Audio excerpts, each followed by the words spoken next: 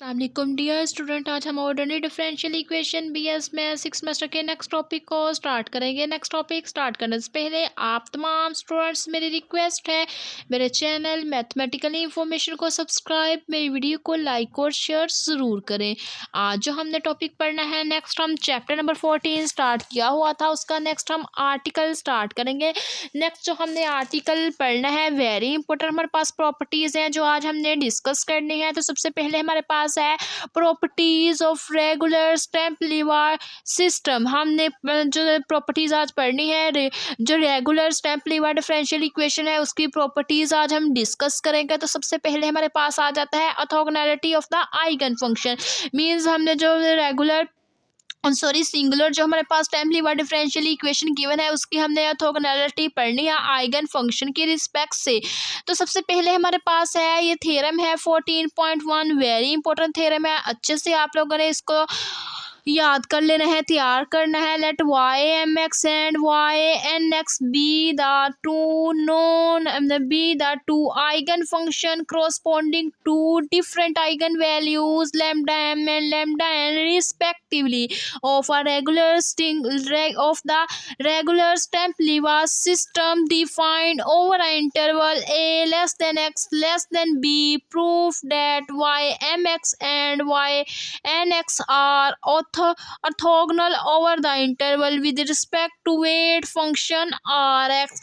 तो यहाँ पे हमें बोला गया है कि ये जो हमें y mx और y nx दिए गए हैं, ये हमारे पास दो आइगन फंक्शन है, corresponding किसके हैं, डिफरेंट दो आइगन वैल्यूज के ऊपर हमारे पास ये दो आइगन फंक्शन हमें बता दिए गए हैं। जो डिफरेंट वैल्यू के ऊपर आइगन वैल्यूज है वो पास लैम्डा एम और लैम्डा एन है, वो हमारे पास रिस्पेक्टिवली हमने कहा कि ये हमारे पास किसको इंडिकेट करती है regular Sturm Liouville differential equation को, जिसको हम डिफाइन करते हैं। वो पास जो एक्स है उसका इंटरवल ए और बी के बिटवीन लाई करता है। उसके साथ साथ हमने प्रूफ करवाना है ये जो हमारे पास आइगन वैल्यू आइगन फंक्शन है दो वाई एम एक्स और वाई एन एक्स, इसको हमने प्रूफ करवाना है कि ये हमारे पास ऑर्थोगोनल है। किसके ऊपर हमने ऑर्थोगोनल चेक करना है, जो हमारे पास इंटरवल है उसके इंटरवल की रिस्पेक्ट से वेट फंक्शन को डिफाइन करते हुए हम इसको ऑर्थोगोनल प्रूफ करवाएंगे इंटरवल ए बी के ऊपर। तो सबसे पहले हमने कहा कि since Y M X and Y N X are the solution of the regular Sturm Liouville differential equation या स्टेप लीवर सिस्टम। तो हमने कहा कि ये जो हमारे पास वाई एम एक्स और वाई एन एक्स है, ये हमारे पास क्या है, सोल्यूशन है regular Sturm Liouville differential equation का या स्टेप लीवर सिस्टम का। तो सबसे पहले हमने क्या कर लिया, इसकी डेफिनेशन हम लिख देंगे। डेफिनेशन की रिस्पेक्ट से हमें पता है जो स्टेप लीवर हमने सिस्टम पढ़ा है डिफरेंशियल इक्वेशन, उसकी इक्वेशन क्या थी, D divided by D X into P X into D Y M divided by D X plus Q X plus lambda M R X Y. Means हमने क्या किया है, जिधर जिधर वहाँ पे फर्स्ट पे हमने एक इक्वेशन लिख लेनी है एम के रिस्पेक्ट से, फिर हम दूसरी इक्वेशन लिख लेंगे एन के रिस्पेक्ट से। तो यहाँ पे हमें वाई के साथ एम चाहिए तो हमने वाई के साथ एम लिख लिया, लेमडा के साथ भी एम चाहिए तो हमने लेमडा के साथ भी एम लिख लिया। उसके बाद वाई के साथ हमने भी वाई के साथ भी एम चाहिए तो हमने एम लिख लिया। ठीक है, इसको इक्वेशन नंबर 1 का नाम दे दिया। वाई का नाम देने के बाद उसके बाद हमने क्या कर देना है, इसको हमने कह दिया कि अगर हम इसको लिखना चाहे तो हम इस तरह लिख सकते हैं। अल्फा 1 हमने कहा कि वो हमारे पास क्या होगी, इसकी कंडीशंस को अगर हम लिखें तो ये हमारे पास इस तरह लिख सकते हैं, अल्फा 1 इंटू वाई एम में प्लस हमारे पास क्या आ जाएगा अल्फा 2 वाई एम डैश, और साथ हमारे पास क्या आ जाएगा ए आ जाएगा। ठीक है, यहाँ पे हमने कहा कि ये हमारे पास किस फॉर्म में गिवन है, ये हमारे पास एक प्रोडक्ट की फॉर्म में गिवन है, डेरिवेटिव की फॉर्म में। अगर इसको ओपन करें तो ये हमारे पास कुछ इस तरह आ जाएगा। एक्स की जगह हम रिप्लेस कर रहे हैं ए को, इसी तरह नेक्स्ट हमने लिख दिया बी की जगह हमने क्या कर दिया बीटा यूज़ कर रहे हैं, और एक्स की जगह बी अप्लाई करवा देंगे। अल्फा की जगह हमने क्या कर लिया, सेम वही टर्म्स हम लिख देंगे। अल्फा 1 की जगह बीटा 1 लिख देंगे, अल्फा 2 की जगह बीटा 2 लिख देंगे, ए की जगह बी अप्लाई करवा देंगे। तो ये हमारे पास जो इक्वेशन आ जाएगी वो आ जाएगी beta 1 Y M B plus beta 2 Y dash M B is equal to 0। तो ये हमारे पास क्या आ गई हुई है, इक्वेशंस आ गई हैं। अब हमने क्या करना है, जिधर जिधर पहले एम को यूज़ किया है अब हमने सिमिलरली उसी के इक्वेशन के अंदर क्या करेंगे, एन को यूज़ कर लेंगे, वाई की जगह भी एन यूज़ कर लेंगे, वाई एन लिख देंगे, लेमडा की जगह लेमडा एन लिख देंगे। बाकी हमारे पास सारी टर्म्स वैसे ही आ जाएगी। सिमिलरली ऐसे ही हमने क्या करना है, जैसे ये हमने इक्वेशन 1 लिखी है, इक्वेशन 2 लिखी है, वैसे ही हमने इक्वेशंस को लिख लेना है। लिखने के बाद यहाँ पे हमने एम यूज़ किया था, बस हमने यहाँ पे क्या कर देना है, एन वेरिएबल यूज़ करना है। बाकी हमारे पास सारी की सारी टर्म्स क्या रहेंगी, वैसे ही आ जाएंगी। ये हमारे पास सारी की सारी टर्म्स आ चुकी हुई है। इसको हमने क्या कह दिया, इसको इक्वेशन नंबर 1 का नाम दिया था, इसको इक्वेशन नंबर 2 का नाम दे देंगे, इसको इक्वेशन नंबर 3 और इसको इक्वेशन नंबर 4 का नाम दे दिया। ये हमारे पास 4 इक्वेशंस आ गई हुई हैं, हमने इसको 4 इक्वेशन का नाम दे दिया। देने के बाद नेक्स्ट हमने कहा कि हम क्या कर देंगे, मल्टीप्लाई करवा देंगे इक्वेशन वाई, जो हमारे पास इक्वेशन 1 है उसको मल्टीप्लाई करवा देना है वाई एन के साथ, और इक्वेशन 3 है उसमें हम क्या करेंगे वाई एन के साथ मल्टीप्लाई करवा देंगे। उसके साथ साथ इन दोनों को आपस में क्या कर देंगे, 1 और 3 को माइनस करवा देंगे। हमने क्या किया, जो इक्वेशन 1 है उसको वाई एन के साथ मल्टीप्लाई करवा दिया, माइनस करवा दिया। जो इक्वेशन 2 3 है उसको मल्टीप्लाई करवा दिया वाई एम के साथ, दोनों को पहले मल्टीप्लाई किया, मल्टीप्लाई करने के बाद हमने इसको माइनस करवा दिया, तो ये हमारे पास आ गया इक्वल टू 0। अब हम क्या कर लेंगे, पी एक्स वाली टर्म्स को सेपरेट कर लेंगे, पी डैश एक्स वाली टर्म को सेपरेट कर लेंगे, और बाकी हमारे पास लैम्डा और कांस्टेंट वाली टर्म को हम राइट साइड पे मूव करवा देंगे।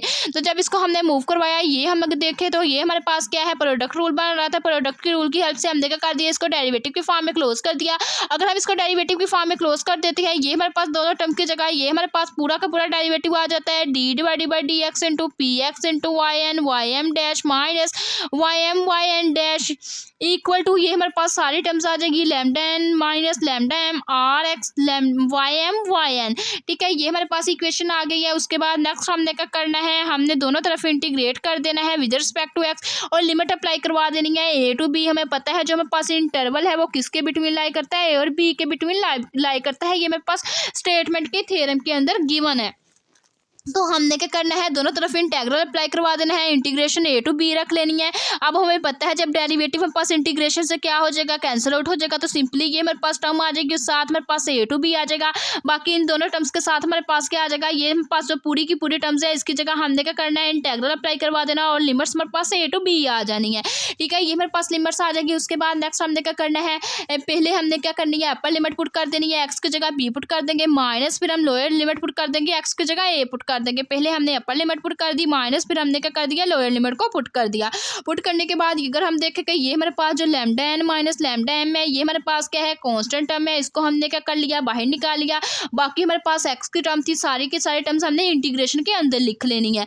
ठीक है, लिखने के बाद हम क्या करेंगे, इसको सोल्व कर लेंगे। यहाँ पे हमने क्या कर देना है, वैल्यूज़ को सब्स्टिट्यूट कर देना है। ये वाली जो हमारे पास वैल्यूज़ है हम इसको सब्स्टिट्यूट कर देंगे। यहाँ पे अगर हम देखें कि ये जो हमारे पास वाई एम डैश ए और वाई एम डैश बी, और साथ में पास वाई एन डैश ए और वाई एन डैश बी की वैल्यूज़ को हमने क्या करना है, सब्स्टिट्यूट कर देना है। सब्स्टिट्यूट किसके अंदर करेंगे, इक्वेशन नंबर 2 और इक्वेशन नंबर 4 के अंदर। इक्वेशन नंबर 2 और 4 के अंदर हमने क्या कर देनी है, इसकी वैल्यू को सब्स्टिट्यूट कर देना है। सब्स्टिट्यूट करने के बाद हम दोनों की दोनों जो हमारे पास इक्वेशंस होंगी इनका सम अप करेंगे, तो ये हमारे पास फॉर्म आ जाएगी।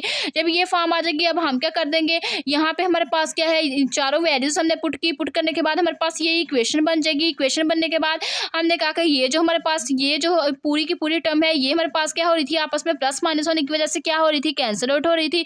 हम क्या कर देंगे, इसको कैंसिल आउट कर देंगे। कैंसिल आउट करने के बाद ये हमारे पास यहाँ पे क्या आ जाएगा,